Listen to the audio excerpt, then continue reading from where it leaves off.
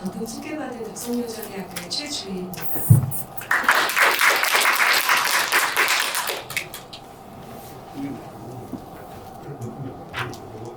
그런가요? 네. 예, 저만 그럼 마스크를 벗고 발표를 하도록 하겠습니다. 예, 저는 따로 PPT를 준비하지는 않았고요. 이게 이제 회계장부이기 때문에 논문에 있는 표를 중심으로 설명을 드리는 것이 용이할 것 같아서 발표 자료집으로 발표를 이어나가도록 하겠습니다. 317쪽입니다. 논문 5번째이고요. 비문과 논문 발표 첫 번째 페이지입니다. 19세기 전반 도산서원의 제자 운영이고요. 저는 19세기 전반에 전장기라고 원래는 도산서원에 소장되어 있었던, 그러니까 광명실에 소장되어 있었던 전장기를 국학진흥원에서 유교넷이라고 하는 사이트에 이 전장기를 텍스트 파일로 다 올려놨습니다. 전수가 올려져 있을 거라고 생각하는데 앞으로 이게 이제 실제 소장본하고 전수가 맞는지는 좀 확인할 필요가 있겠다는 생각이 들었습니다. 이 전장기는 인수인계 문서라고 할 수 있는데요. 인수인계 문서는 도산서원에 가지고 있는 여러 물품들, 서책과 그 다음에 물품기기, 그 다음에 재정에 쓰고 남은 예산 부분, 그러니까 경비 항목에 대한 것들을 일일이 나열하고 그것을 확인해서 사인까지 한 그런 인수인계 문서다, 이렇게 보시면 되겠습니다. 도산서원은 퇴계 이황이, 제가 이황 선생님이라고 붙여서 하도록 하겠습니다. 퇴계 이황 선생이 만년의 제자들과 공부하기 위해 설립한 교육공간입니다. 처음에는 서당으로 운영되었으나 퇴계 사후 그의 신의를 모시고 학문을 전승하는 교육재학공간으로 위상이 확대되면서 조선 말기까지 영남 유림을 비롯해서 조야 지식인들의 방문이 끊이지 않았다는 것이죠. 18세기 노론계의 벌연 가문 중심으로 중앙 정계가 재편되는 와중에도 다 아시다시피 영주는 퇴계 이황의 학품을 읽는 남이나 선발하고 이황의 제사에 직접 제문을 내려보내기도 했고, 정조는 별시를 열고 시사단을 세워서 유생들의 면학을 독려했습니다. 이후 도산서원은 내신호비 혁파와 서원철폐령과 같은 19세기의 여러 개혁 조치 속에서도 굳건히 유지되는데요. 퇴계집과 도산 전설을 19세기에 간행하고 동서 광명시를 주권하는 등 유림의 본향으로서 그 역할을 충실히 이행해가는 중축사업을 해갑니다. 이에 사학기관임에도 불구하고 조정과 지방 간의 꾸준한 관심과 지원을 실제로 받아왔습니다. 1575년 8월 도산서원으로 사획을 받은 이후에 도산서원은 예안을 비롯한 경상도 일원의 전담을 늘리고 노비신공을 징수했으며 원저마을, 그러니까 이제 서원 밑에 있는 그 마을을 제역촌이라고 해서 국가에 원래는 역을 줘야 되는데 후역 경역을 면제받는 대신에 원에서 필요한 역을 대신하는 마을이 형성되었습니다. 이제 그게 제역촌이라고 이제 명명을 하고 있는데요. 그 제역촌으로 조성해서 서원의 물력 조달과 인력 동원을 활용했습니다. 이를 통해 도산서원은 다른 서원에 비해서 비교적 안정적인 경제 기반을 19세기까지 유지한 걸로 알려져 있습니다. 그러나 16세기부터 19세기로 이어지는 도산서원의 장기지 속에 부침이 전혀 없었던 것은 아닌데요. 현존하는 도산서원의 치부 성책률을 살펴보면 18세기 중반 이후 서원 수입이 전반적으로 감소하고 운영상의 문제점들이 야기되고 있었습니다. 그러니까 지금 남아있는 16세기부터 19세기의 문서들이 쭉 남아있는데요. 20세기 전반까지 문서들이 갈수록 늘어납니다. 그래서 지금 18세기까지 도산서원의 경제 기반을 연구한 성과들이 있는데요. 그것만큼 더 많은 노력을 해서 19세기와 20세기에 도산서원의 재정 운영을 연구한 자료들이 남아있다, 이렇게 보시면 됩니다. 저는 이제 그 중에 아주 일부를 가지고 와서 이제 도입부를 열었다라고 생각이 됩니다. 예, 그래서 이 17세기까지 이제 그 문서분들을 이제 재정 자료들을 분석해 보면은 17세기까지는 쭉 그 재정이 늘어나게 되는데 18세기부터 재정이 안 좋아집니다. 이건 이제 정치적인 문제하고도 관련이 있다고 생각하는데 기존의 전답과 노비를 보유했었던 것이 18세기부터 쭉 감소하는 추세를 보인다, 이렇게 볼 수가 있겠습니다. 기존의 연구 성과를 잠시 소개해드리면은 이수환 선생님이 이 분야에서 가장 이제 주목할 만한 연구를 하셨는데요.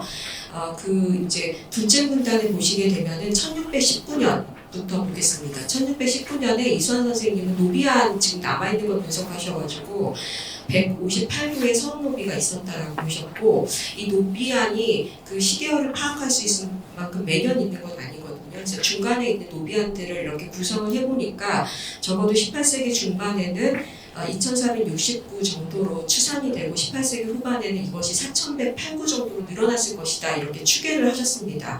근데 이거는 이제 그 노비안에 있는 일부 이제 지역별 노비 구수를 엮어가지고 전체적으로 노비가 이 정도 됐을 것이다 추산한 얘기인데요. 지금 이제 저를 토론해주신 김영란 선생님께서는 여기에서 이런 추산액이 아닌 기존의 노비안에 있는 내용을 좀 바탕으로 해서 노비 구수를 실질적으로 다시 이제 정리를 하셨습니다. 그 내용에 따르면 밑에서 네 번째 줄입니다. 1619년에 158구였던 것이 1747년에 1205구, 그리고 이제 이게 1801년에 518구 정도로 절반 정도 줄어들었다가 1828년쯤에 1691구까지 늘어나는 양상을 보인다, 이렇게 말씀하셨습니다. 이걸 보면은 19세기 전반에 그 도산서원의 노비수는 이 이수환 선생님이나 김영란 선생님이 모두 다 1600여 구 정도로 파악하고 계시다, 이렇게 이제 결론을 내릴 수 있고요.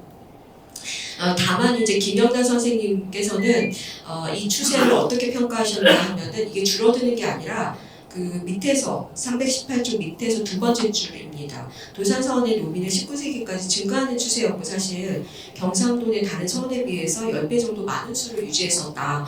그러니까 서원의 전체적인 경제 기반이 다른 서원에 비해서는 그래도 양호한 편이었다, 이렇게 말씀하셨습니다. 여기에 대해서 이제 제가 전장기를 살펴보니까 1830년대 이후로 이 노비 공전은 수치하는 내용이 사라져요, 거의. 그래서 이게 이제 노비 구수가 파악이 된다 하더라도 이제 그 서원 근처에 사는 이병 노비, 그러니까 역을 부리는 노비 외에 밖에서 그 지역 밖에서 타관에서 공전을 수치했었던 납공노비 같은 경우는 실제 노비수가 1600구 이상으로 파악된다 하더라도 공전을 제대로 수치하지 못했을 확률이 높다, 이렇게 파악이 됩니다. 그러니까 서원의 경제가 낮아지는 데 있어서 노비 공전의 수치가 떨어지는 것이 굉장히 결정적인 역할을 했을 것이다, 이렇게 파악이 됩니다. 그리고 이제 노비 공전이 굉장히 큰 경제 기반인데, 또 하나는 토지를 무시할 수가 없겠죠. 토지 같은 경우는 1619년에 이제 전답견수가 13결로 파악이 됐는데 이게 18세기에 20결, 그리고 1819년에 30결로 증가했다라고 하는 기존 연구가 있습니다. 이것도 이수환 선생님께서 밝혀놓으신 연구고요. 319쪽의 둘째 문단입니다. 둘째 문단의 첫 번째 줄, 두 번째 줄을 말씀드렸습니다. 그러니까 토지, 이거는 이제 그 벼농사를 짓는 논만 얘기한 것이거든요. 그러니까 밭도 또 있는데 그것은 따로 적지는 않았습니다. 여튼 이렇게 13결에서 20결, 30결로 19세기 전반까지 토지 결수도 늘어나고 있는데요. 이게 왜 그런지 모르겠는데 19세기 전반에 이게 그 추수량이 줄어듭니다. 그래서 이것도 실제 가지고 있는 토지와 노비에서 거두는 수치량이 줄어드는 문제에 있어서 이걸 어떻게 해명할 것인가, 이런 숙제가 남아있다고 볼 수 있겠습니다. 저는 이제 이 논문에서 밝힌 것은 19세기 전반에 실제 추수량이 줄어드는 문제, 그리고 이제 노비 공전이 노비 부수와 상관없이 그 공전의 양이 전체적으로 줄어들고 기록상에 사라지고 있는 문제에 대해서 실질적으로 확인했다고 말씀드릴 수 있겠습니다. 이런 내용이고요. 그래서 제가 이제 사실 이 전장기가 지금 320쪽을 넘겨보시겠습니다. 각주 표 1을 보시게 되면요. 사실 이 발표 주제를 제가 좀 발표를 하라고 의뢰를 받고 나서 사실 도산서원의 자료를 본 게 너무 좀 겁이 나가지고 고사를 했다가 그래 이제 마음을 먹고 해보자라고 국학진흥원에 있는 전장기를 전수를 다 텍스트 파일로 되어 있는 거 긁어봤어요. 근데 양이 너무 많아가지고 16세기부터 18세기 그 자료를 일일이 이제 세입세출로 분류해가지고 입력을 하는데 하다가 도저히 지치고 이수환 선생님이 중요한 연구들을 많이 해두셔가지고 제가 여기에다가 더 넘어서는 얘기를 하기가 어렵다는 판단이 들어서 다행히도 이수환 선생님께서 19세기 연구는 안 하셨습니다. 그래서 19세기 전반에 자료를 이제 그때서부터 중간에 그러니까 연구 방법을 조정할 수밖에 없는 상황이 됐습니다. 그래서 각종 표 1을 보시면 전장기를 전체적으로 들어있는 그 연도별 수치 건수를 제가 정리를 한 것입니다. 이게 책수로 지금 각 칸마다 이게 한 책으로 묶여 있다고 이렇게 보시면 됩니다. 그래서 연도별로 1596년, 1597년 이런 식으로 각 연도별 전장기가 하나의 성책에 이렇게 묶여가지고 이어져 있다라고 보시면 되는데요. 제가 구체적으로 분석한 것은 여기에서 1824년 27년까지 그 성책과 1825년에서 1856년에 해당하는 이 두 책 분량의 전장기를 중심적으로 그 연구를 검토를 해 보았습니다.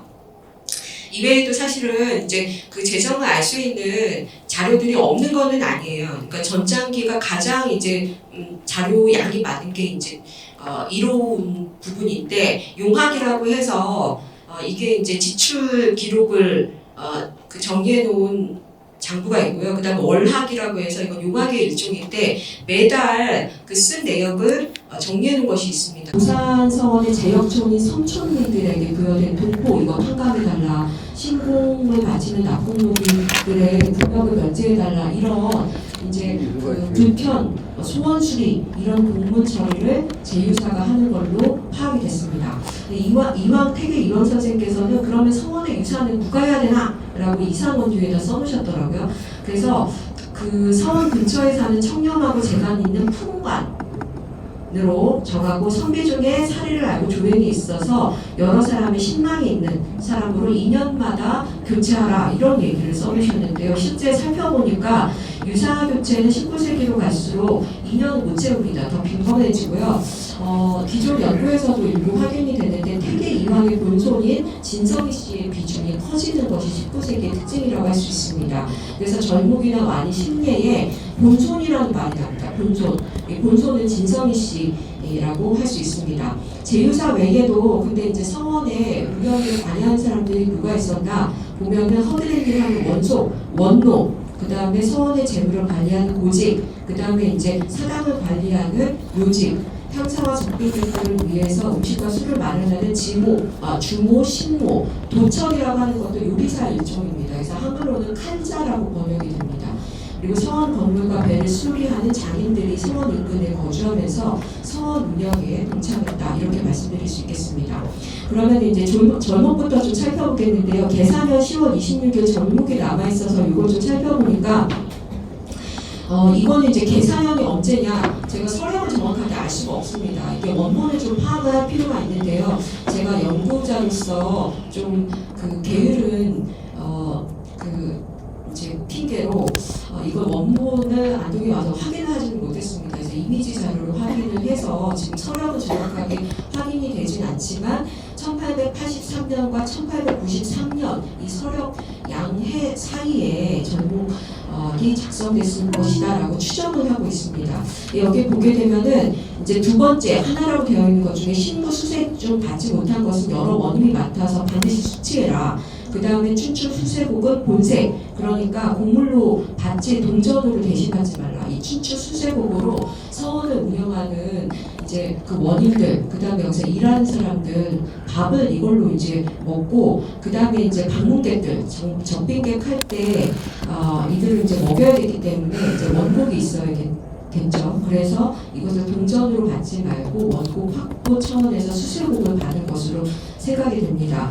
그 다음 여기 이제 태자산 같은 경우는 안동에 있는 이제 산의 이름인데요. 여기에 있는 토지도 수세를 했던 것으로 보이고 밑에 보시면 건너건너에 노비공전은이라고 되어 있습니다. 노비공전은 해마다 줄어들어서 오는 해에 존재 없어질 것이니 이같이 홀로 맡아서는 안 된다. 원 연중에 수를 헤아려서 정해년 수에 따라서 거두되 노비 이름을 확인한 후에 거둘일이라고 해서 노비공전이 갈수록 줄어들어가지고 졸지에 없어질 수 있다. 이거 잘 거둬라. 이런 얘기가 당부 차원에서 들어가 있습니다. 그리고 그 밑에 보면 곡물이라고 했는데 이거는 노비공전 아니라 실제로 그 도산서원 인근에 있는 군현에다가 향사를 마련하기 위해 제수 물품을 곡물로 걷어들였습니다. 이 19세기까지도 곡물이 실제 걷어들이고 있는, 곡물을 실제 거두고 있는 그 모습을, 양상을 보여주는 그 종목이라고 하겠습니다.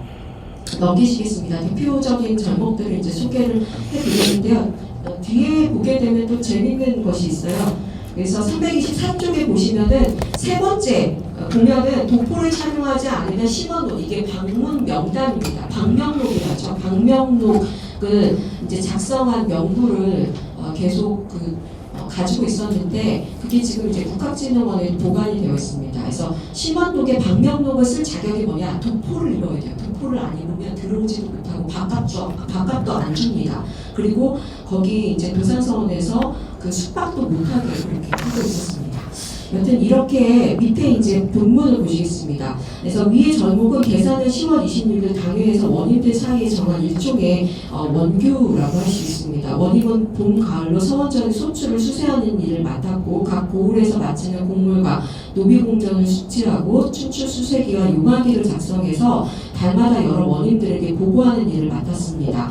이 과정에서 자기니 명을 따르지 않을 경우에 전답을 갈아엎도록 했으며 신고 수세 중에 받지 못한 곡식은 여러 원인이 맡아서 수세를 마치도록 했습니다.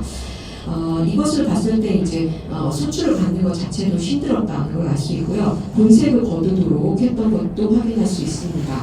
그 이제 324쪽 마지막 문장 보시면요. 도산서원은 18세기까지 춘추 수세곡을 공급해서 심리, 그러니까 이자곡을 거두었거든요. 근데 19세기부터는 이런 심리 내역이 확인이 안 돼요. 이게 되게 독특한 부분이거든요.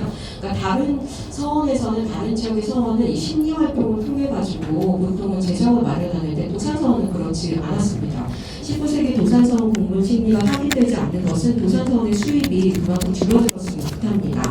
당시 노비공전의 수도 심각하게 줄어드는 상황이었기 때문에 절목에서는 이 시공수를 해안에서 거두고 곡물도 매년 거두량을 반드시 수치하도록 당부하고 있었습니다. 한편 서원의 물력과 인력을 함부로 침탈하는 행위는 금단하는 조치를 취했는데요. 이 심원록에 보면은 도포를 입어야 아까 말씀드린 대로 들어올 수 있도록 했고, 그리고 서원과 관련되지 않은 일에 대해서는 원속과 노비를 함부로 부리지 못하도록 금단하고 있었습니다. 이처럼 절목이 작성될 무렵 도산서원의 원임은 도산서원의 전답 소출과 곡물, 노비공전을 수치하는 업무를 2차적으로 수행했고요. 이를 흡수하지 않으면 처벌받는 상황에 처해 있었습니다. 반면에 그 밑에 반면부터 보겠습니다. 반면 서원에 소속된 노비에 있어서는 서원의 근무가 아니면 이들을 함부로 침탈하지 말고 원전 노비의 소생은 살 곳을 마련해 주도록 했습니다. 이는 서원의 노비 수가 갈수록 줄어들고 노비 안에 기재된 노비 중에서도 도망과 유고로 인해서 원에 입력하거나 신공을 바치는 노비들이 점차 줄어드는 상황에서 노비에 대한 과잉 침탈을 개선해 나가고자 한 소치로 보입니다. 다음으로 정민연이 4월 11일 심리를 좀, 이게 이제 당중 회의에서 결정된 심리거든요. 하나의 이제 이것도 원규에 해당됩니다. 정민연은 1787년, 1847년, 1907년 정도로 생각이 되는데요. 1847년이나 1907년 정도에 작성된 심례가 아닐까 정도로 추정해 봤습니다. 이 심례를 이제 전체적으로 번역하면 다음과 같습니다. 제가 내용 중에서 이게 어떤 의미일까 아직까지 정확하게 파악되지 않은 부분들도 있는데요. 이제 앞으로 이제 그 의미에 대해서 조금 더 검토해 나가도록 하겠습니다. 현재까지 이제 제작 관련해서 파악한 내용을 말씀드리면요. 이 심례 같은 경우는 그 지출에 대한 좀 더 분명한 규칙을 정해놨습니다. 예컨대 그 326쪽에 그 중간 정도 보게 되면은 빈객 1원당 반미 17호 참가 2푼씩 정한해 분양시 입원의 지공도 이대로 거행하고 노비와 말이 있는 자는 17호 콩 1승을 더 지급하라. 그 다음에 당회가 있을 때에는 개 한 마리 값을 더 지급하라고 해서 개를 잡았나 하는 생각이 듭니다. 그리고 향사시 제수와 지공하는 데 쓴 반미식지로 반창가 오픈식을 정식으로 하고 있고, 아무튼 방문하는 사람에 대해서 이런 반창가나 쌀값 등을 신뢰로 딱 이렇게 명확하게, 지금도 이제 뭐 김영란법에 의해서 밥값을 딱 얼마로 정하는 것처럼 정해놓고 있는 게 지출을 좀 줄이고 명확하게 하기 위한 조치였다라고 생각이 됩니다. 그 다음에 넘기시겠습니다. 시간이 조금 바쁘기 때문에 표 3에 있는 경호년, 도산서원 완이 같은 경우는 이 완이는 좀 그 명확한 서력이 확인이 되는데요. 왜냐하면은 이 경호년 간지를 통해서 확인할 수 있는 게 1810년, 그다음 1750년, 1870년 정도로 확인이 될 수 있는데, 추정이 되는데, 이 서원 회철에 관한 내용이 331쪽에 보시면 중간에 331쪽입니다. 회철된 각 서원의 전토와 노비로 본원에서 가져간 것은 지금 기속시킬 데가 없다. 사적의 물건으로 돌리는 것은 형편상 도리에 어긋나니 모두 본원에서 이제 다시 그 환추하는 이를 때를 기다린 후 처리하되 우리부터 취소한 것은 본원에서 살피고 점검에 거둘리라고 했습니다. 그래서 원래는 폐철된 각 서원의 전토와 노비 중에서 이게 뭐냐면 다른 서원에서 부산 서원에 있는 토지와 노비 중에 가져간 게 있었나요?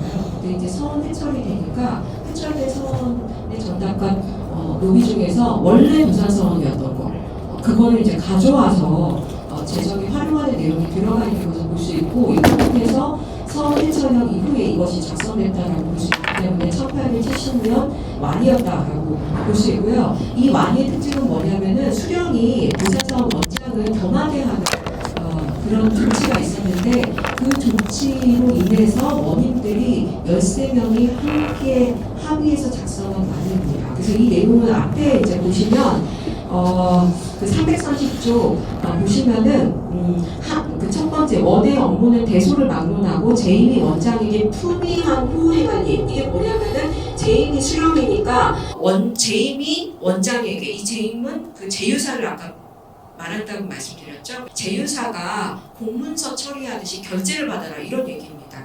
두 번째 내용도 본원의 도서, 그러니까 도장이거든요. 그러니까 결제 사인을 도산 원장이 반드시 그 공문을 보고 그 품위를 올린 것을 보고 내가 결제를 하겠다, 도장 함부로 찍지 마, 이런 내용입니다.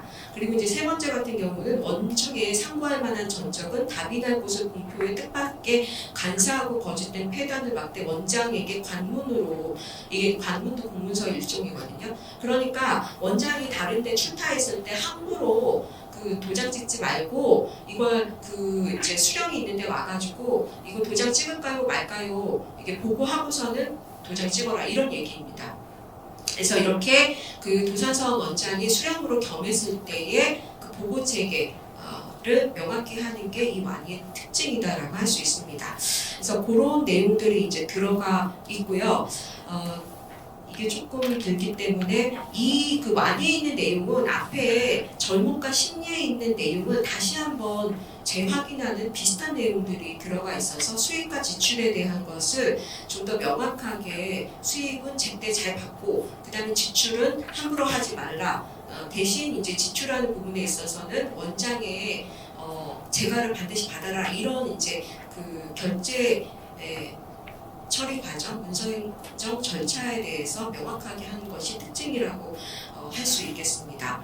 333쪽 보겠습니다. 그래서 지금까지 살펴본 절목 두 번째 문단입니다.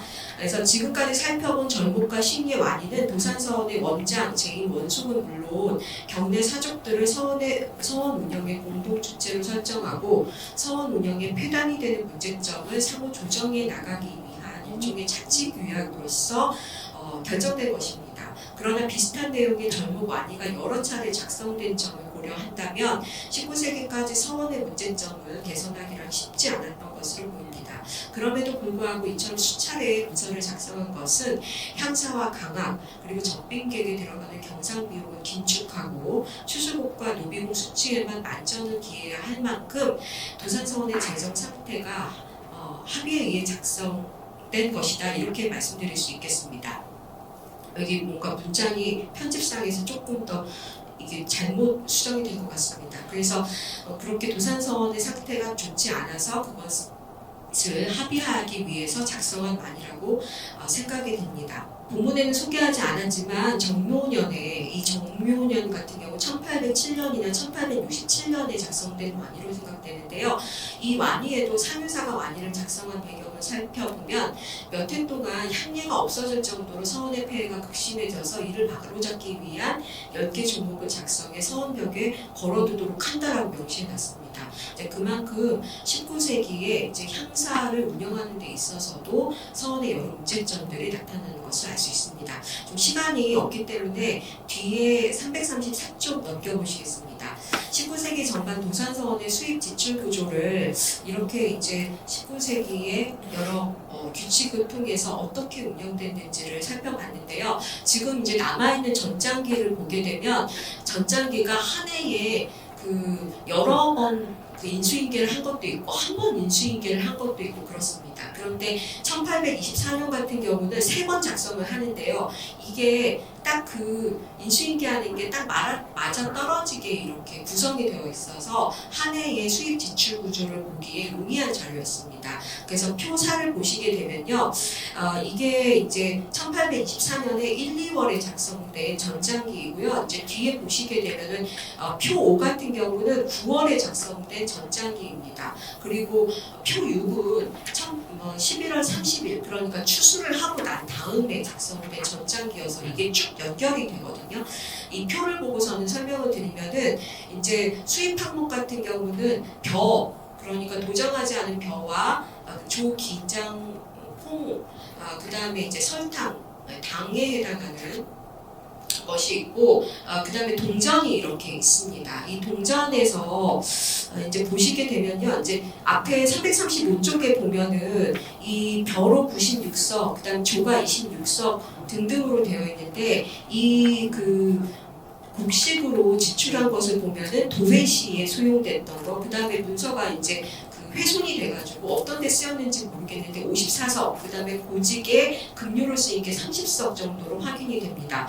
그리고 개미년, 그러니까 전해에 빚을 진 것을 갚은 것, 그 다음에 그 전전해에 빚을 진 것을 상환한 것, 그러니까 갚은 것 315냥, 475냥 정도가 확인이 됩니다. 그러니까 890냥 정도를 이게 빚 갚는 데 썼다라고 보시면 되거든요. 그러니까 연초에 전해와 전전에 빚 갚는 데에 돈을 썼는데요. 336쪽을 보시면요.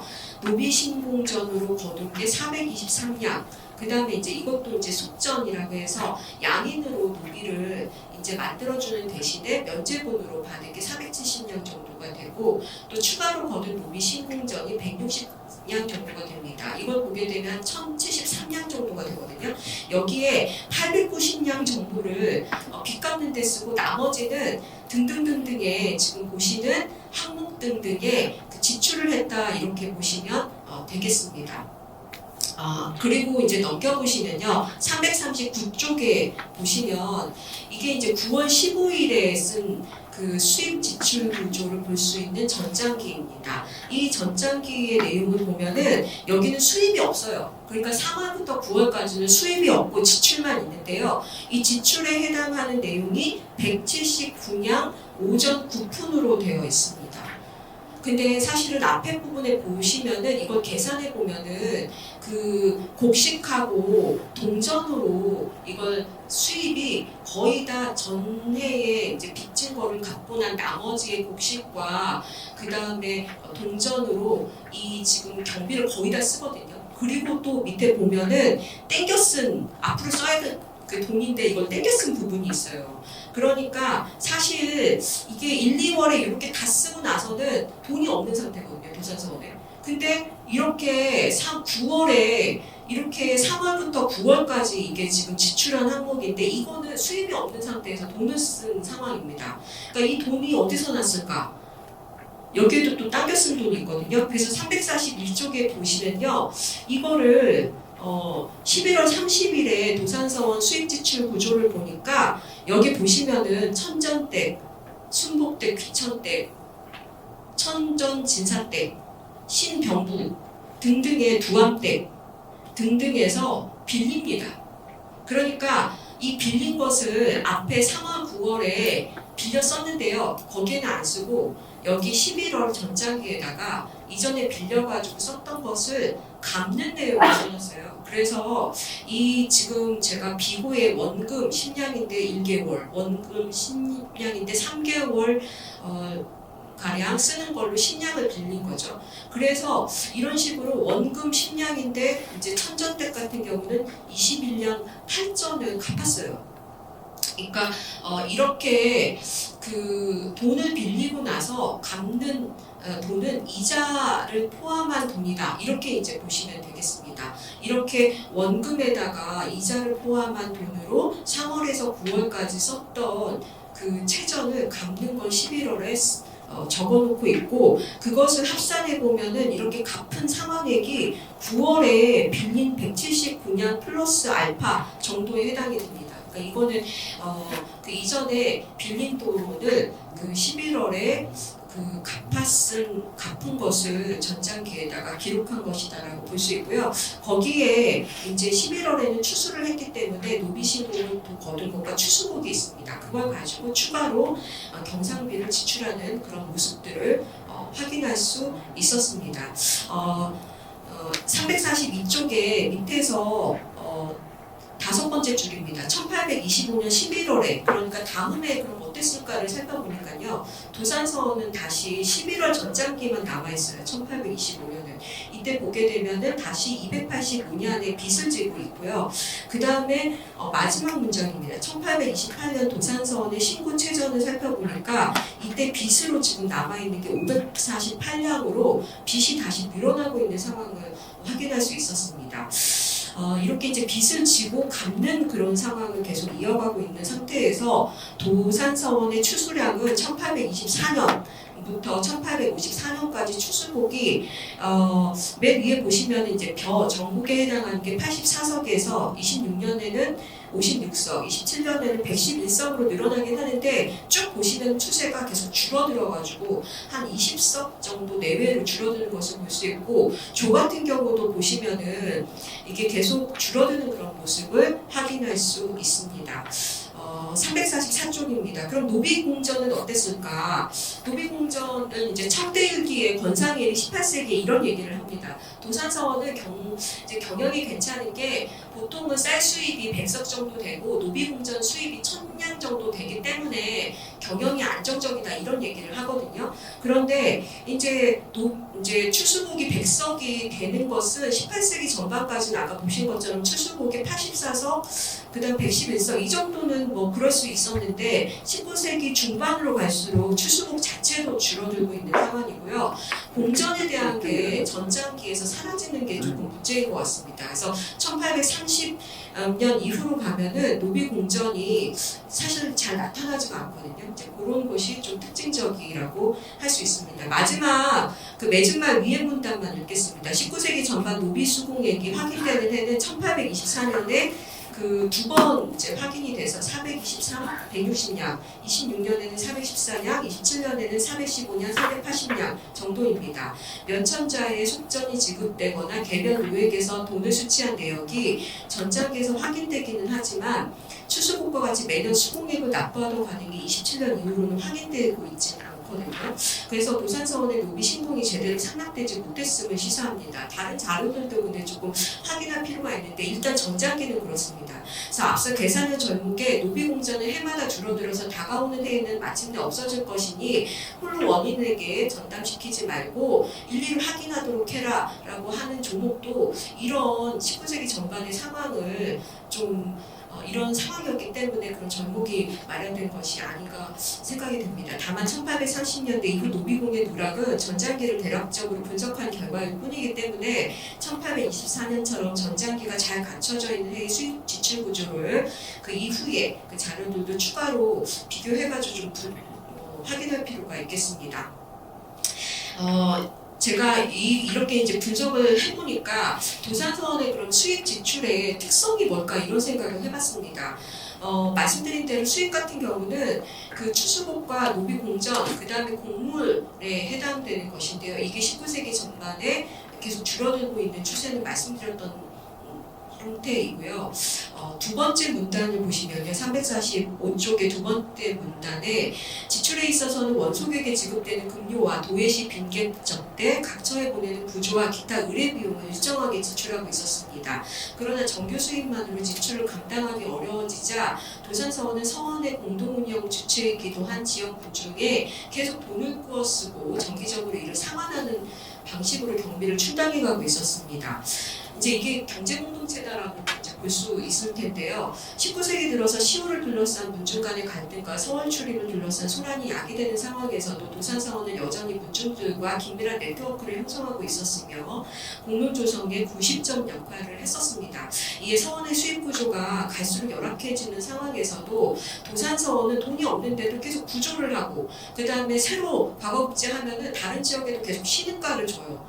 그리고 세시일의 비용을 꾸준히 지출하는 한편 부족한 경비의 상당 부분을 지역 문중에 의지를 하고 있었습니다. 그러니까 돈이 없으면은 이런 의뢰 비용을 쓰지 말아야 되는데 의뢰 비용은 비용대로 얘를 다 하면서 돈은 또 꺼쓰는 상황이죠. 그래서 이러한 다소 모순된 재정 운영을 이어가고 있었다라고 생각이 됐습니다. 이상입니다.